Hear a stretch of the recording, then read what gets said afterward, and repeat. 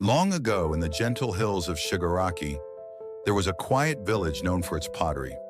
The people there were skilled artisans who shaped clay into bowls and vases. These vessels carried not just water or tea, but a sense of spirit and care. In that village there lived a boy named Haruto, raised by his grandfather, Master Daichi, a man with silver hair and hands as steady as the mountains. Daichi was a respected potter whose work had reached as far as Kyoto. It was said that his old kiln, standing behind the house, held secrets only he could hear.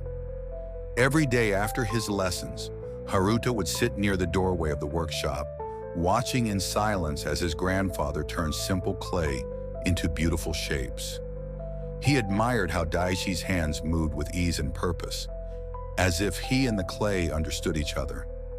One spring morning, with cherry blossoms drifting through the air, Haruto stood beside his grandfather.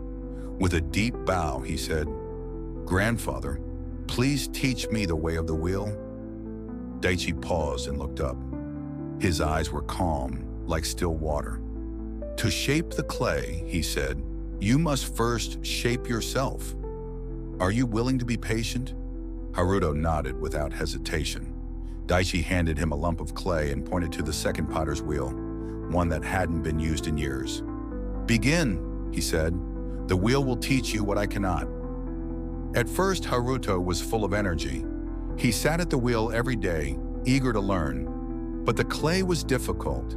It slipped through his fingers, leaned to one side, or collapsed completely. His cups were crooked, his bowls cracked. The more he tried to force the clay, the worse it became. His hands ached, his back hurt, his heart sank. One evening, after another failed attempt, Haruto sat beneath a plum tree outside the workshop. The sun had set, and the air had grown cool.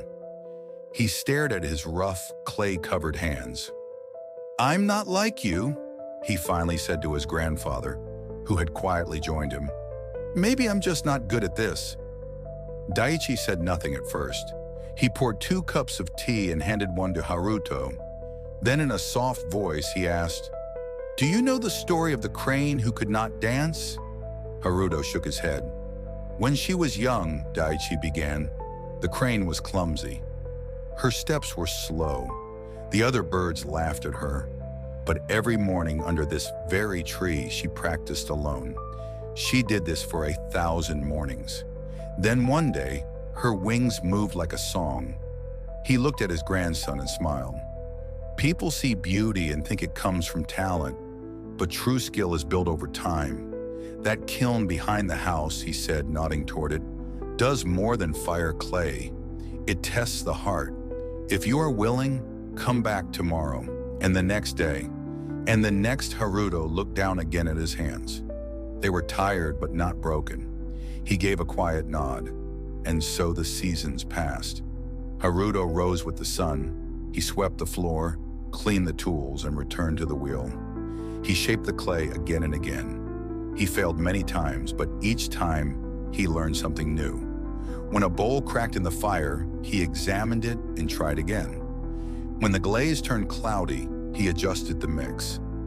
He learned to listen, not just to his grandfather, but to the sound of the wheel, the breath of the fire, and the feel of the clay in his hands. His first successful teacup was too heavy. The next was uneven. But slowly his fingers grew steady. He stopped trying to control the clay. Instead, he began to guide it. By the 3rd year, Haruto had become a shokunin, a craftsman of quiet dedication. When the Hanami festival arrived, people from nearby towns came to admire the work of the potters. For the first time, Haruto placed his own creations beside his grandfather's. His bowls were simple, with soft curves and pale glazes marked by tiny flecks of ash. They didn't demand attention, but those who looked closely could feel something honest in their shape. A merchant from Kyoto stopped at the stall. He picked up one of Haruto's teacups and turned it in his hand. "This is fine work," he said. "Who made it?" Haruto bowed. "I did," he said, "but I owe it to the clay, the wheel, and 1,000 mistakes. The merchant gave a small nod and moved on. Behind him, Daichi stood quietly. He said nothing, but in his eyes there was pride. Years passed. Haruto became the teacher. He now guided young hands at the wheel, just as his grandfather had guided him. One day, a boy sat beside him, frustrated and covered in clay. "Sensei," the boy said, "I don't think I'll ever be good." Haruto smiled, remembering his own early days. He placed a hand on the boy's shoulder and said, "Do you know the story of the crane who could not dance?"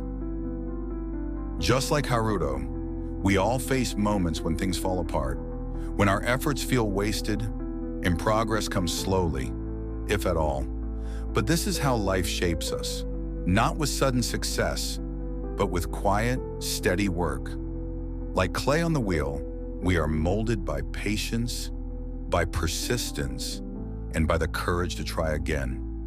In the end, the true beauty of hard work isn't just in what we create, it's in who we become along the way.